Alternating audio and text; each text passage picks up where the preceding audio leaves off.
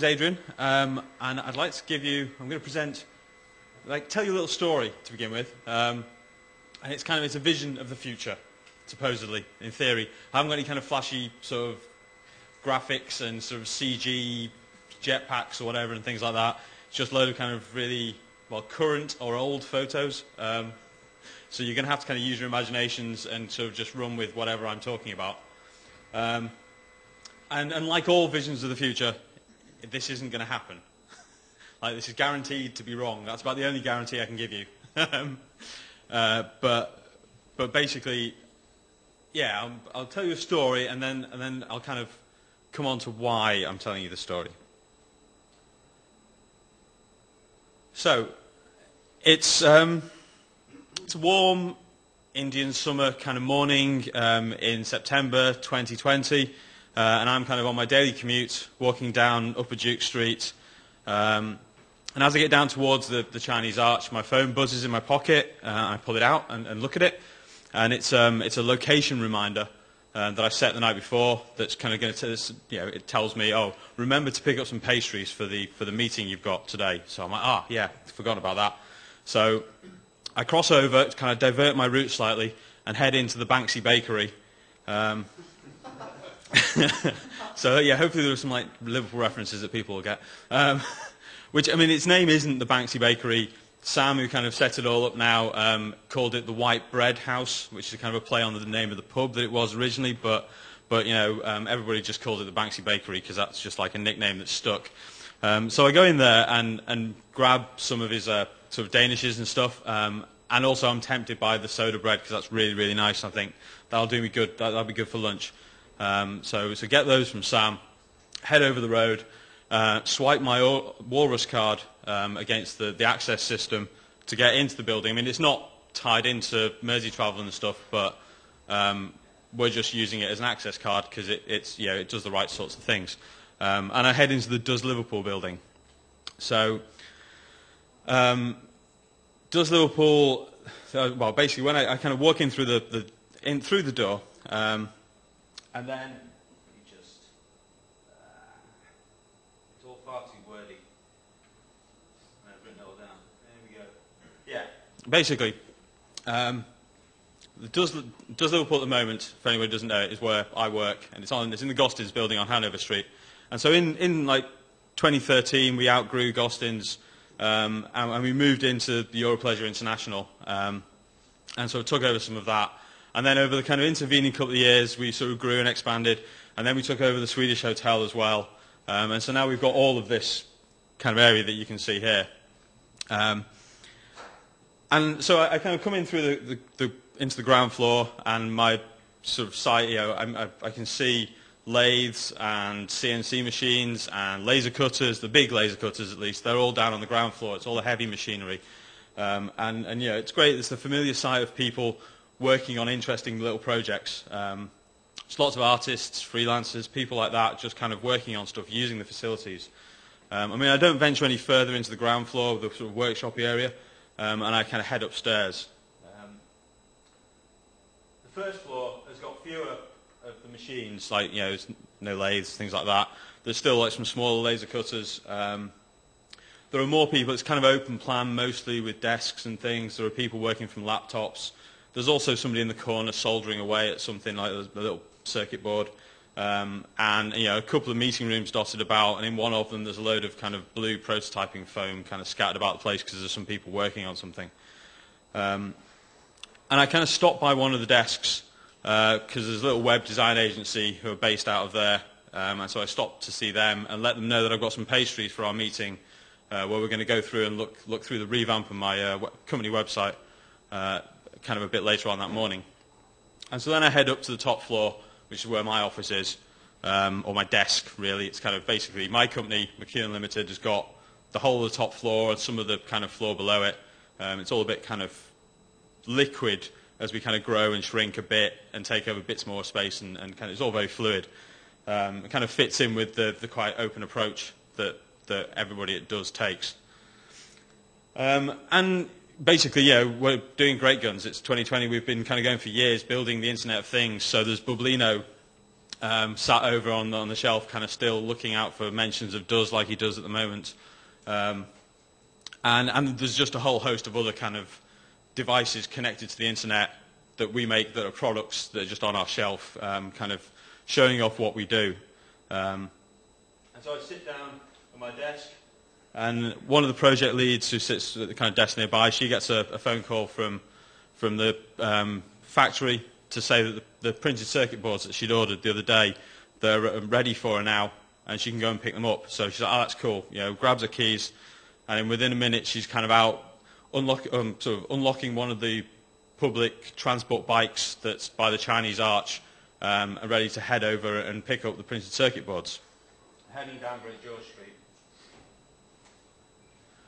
And within a couple of minutes, she's reached the factory. I mean, we needed a bit more space than just, it's mainly the offices. We've got some prototyping stuff in Does Liverpool in town. But basically where we've got the kind of printed circuit board manufacturing and the lots more CNC machines that are building the products for us, they're all based out here in the Coleman's Fireproof Depository. I mean, basically we could have got all this stuff made in China and stuff and things like that, but CNC machines and printed circuit board pick and place machines and robots cost as much to run over here as they do in China. And we can keep the people who do supervise them. There's still some work for people to supervise them, and at least we know what kind of what sort of working conditions they've got and things like that, and it provides some local jobs. And some of the building here is given up to Does Toxteth, because not everybody wants to trek into town to come and play around and build interesting things, and so we've got a bit of a space here so that people working in the place can nip upstairs and play with electronics during their lunch break or whatever, or in the evenings and weekends. So, back at Does Liverpool, I've had my meeting. That all went really well. The website's looking great, and I'm thinking it's kind of lunchtime. So basically, I stick my head into the Map Me Out office where John's working, and he similarly is kind of, Map Me Out is much bigger than it is now. They were with McEwen Limited as they kind of led the charge really in making Liverpool into an Internet of Things hotspot, because it's kind of an emerging, well, in 2020 it's not an emerging thing anymore. Right now it's an emerging thing. But we've kind of taken the lead, and Liverpool's just one of the places in the world to kind of come and do this whole taking computing power and putting it into sort of everyday devices and kind of small, well, things like Bublino and stuff. And John was part of that with the stuff that he was doing as well. So he's got the Swedish hotel. I've got kind of the Europleasure International top floor. He's got the top floor of the Swedish hotel because he wanted the views of the Anglican Cathedral. So he's free for lunch. So and it's a nice day. So we're like, yeah, sod it, we'll head up onto the roof. To the roof terrace, and like all the south-facing sort of sides of the roof are covered in solar panels, because obviously the kind of climate change has kind of moved on a step, and things are a bit different now, and there's a lot more kind of solar panels and that sort of thing around in the place. And so, yeah, basically just everywhere we can that's all facing south, we've got solar panels on to provide some of the power that we're using in the building. And then the rest of the space, the sort of flatter area, is given over to a little urban garden, and it's kind of growing, sort of raised beds, growing fruit and veg and stuff like that. And that's all managed basically by Liverpool Urban Farm. And they've got a whole load of different sort of sites like that dotted around the city that they kind of farm and provide local fruit and veg and employment for people who have to go around and kind of tend the farms and stuff. And some of the guys in the Does community are involved with that as well, because they provide some of the tech that kind of does monitoring and automatic watering and some stuff like that, so that it's easier for people to manage the fact that this, it's not one big farm that's in one place that you can just run a tractor up and down and stuff. It's dotted around the city, but that makes the tech makes that possible, and kind of provides some more colour and interesting things in different bits. So some of the stuff that got flattened out in kind of just off Smith Down Road and things in the new Heartlands, that's been just given over to farms now, and there's some nice kind of urban farming going on there. So I pick a couple of tomatoes, the sort of last ones, and some salad leaves and things, and go over to a corner of the area and drop them into a little set of scales that weighs how much stuff I've just picked, and I swipe my Walrus card again to sort of signify that I've bought it, and that just gets, that'll be added to my monthly account that I'm paying the urban farm for the food that I'm going to eat. So it's really fresh. And John and I just sit there, and as we're kind of sat having our lunch, John spots one of the Liverpool network. They've got these little electric trike vans that kind of go around the city, and that just reminds him that the Liverpool network's reached as far as Garston, where he lives, and it's great that it's kind of basically providing public Wi-Fi across the whole city. And it sort of started out as this little collaboration between Livelug and Bold Street Coffee and Leaf to provide like free Wi-Fi for Bold Street. And then it just kind of took off, and they've extended out, and now they've got a little, well, not so little, factory out in Everton that takes kind of school leavers in, shows them how to program all the Wi-Fi hotspots to be able to kind of roll them out and then go and install them. And it's become like a national sort of success story where they're doing it around the country, going and teaching people and seeding these little companies everywhere to kind of help this and provide the sort of open Wi-Fi. And it's great to see that kind of coming from Liverpool. And I think, and then by the time we've kind of finished chatting about that and thinking about how Liverpool's changed from the sort of, since we started Does in kind of 2011, it's just amazing what's kind of happened in the city in those intervening 9 years. And then, of course, we need to go back and get back to work because all this sort of running our businesses and stuff is like living in Liverpool now in 2020. It's kind of it's busy, but it's fun. So that's just, I don't know, it's an idea, it's a sort of a theory, it's a possible way that Liverpool could evolve over the next 8 years, and it's one that I'm going to be working to try and get something along those lines happening, because I think it would be good, but I think it would be useful for more people to be kind of feeding in these sorts of ideas and thinking about what the city should be like, what do we want the city to be like. What could the city be like? How could it evolve? And that's what's kind of led me to the to basically announcing the It's Liverpool 2020 project, which is it's kind of a lightweight distributed blogging project, which is a far grander title than it actually is. And basically, I was kind of thinking about this, and we want to get more people. We should, it'd be good to spark more of a debate in the city about this sort of stuff. And so I kind of blogged about that and asked for people, if anybody was interested in joining and kind of helping make this happen. And stupidly, 5 or so people said that they'd help out. And so here we are kind of launching it today.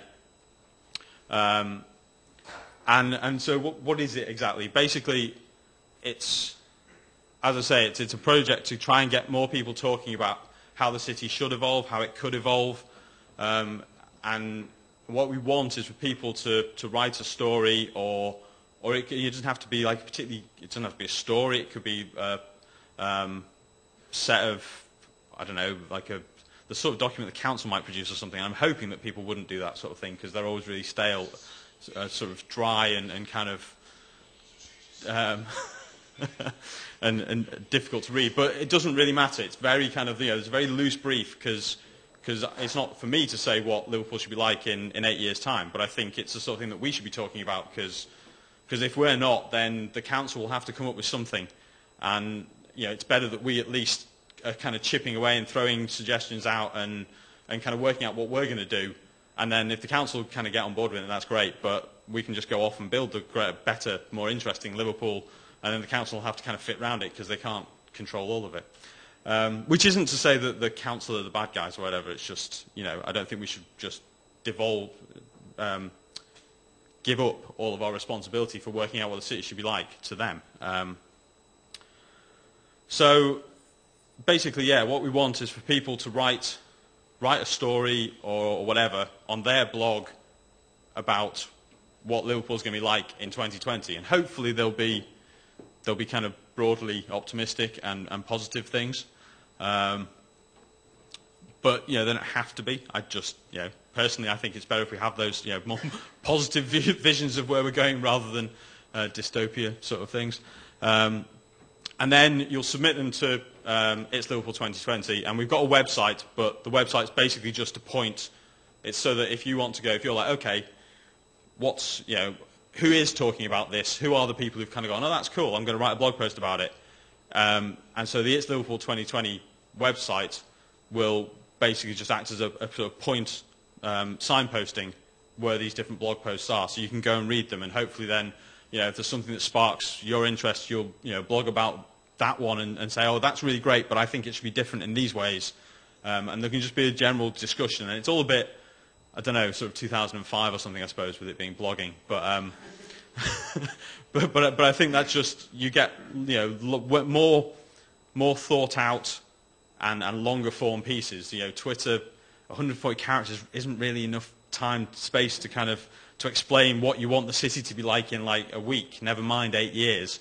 And the other thing we'll do with the website is we'll also we're looking to feature some of the more interesting, the more controversial, the more nicely written. I mean, I don't know. There's going to be a kind of very loose curation process, as it were, where we're just going to pull out ones that we think are worthy of a bit more of a kind of boost. So all of them will get posted to the website with a link back to the original blog, and then maybe we'll take the ones that we think, actually, these ones are really cool. We'd like to kind of give this one a bit more exposure, and so we'll kind of put that one on the blog properly. And then after that, it's kind of like, well, we'll see where it goes and what people think of it and whether people think it's useful or not, and kind of tailor how much effort we put in to how it's going. And maybe we'll get some, maybe some of them will get published in the Echo or something, or on 7 Streets, or maybe we'll get the newspaper club and do a sort of compendium of them that we print on in like an actual newspaper and like distribute them around the city. So, what can you do? I mean, at the moment, the main thing is kind of getting the word out. I mean, if we can find a designer who will help make the website look pretty, because we haven't got any design skills in the kind of organisers committee, as it were, at the moment, then that would be really good, because it will make it look nicer. But mostly it's about kind of, get the word out, blog about it, tweet about it. The website's itsliverpool2020.com. There's a Twitter account which is itsliv2020. And so just tell people about it and let them know what you think about it. Let us know what you think about it, whether it's a good idea or not. And pick the top 3 people whose visions of Liverpool you think would be really interesting to find about, and then bug them to go and write something and submit it. So that, if you don't want to write something yourself, just persuade 3 of your friends to instead. That would be great.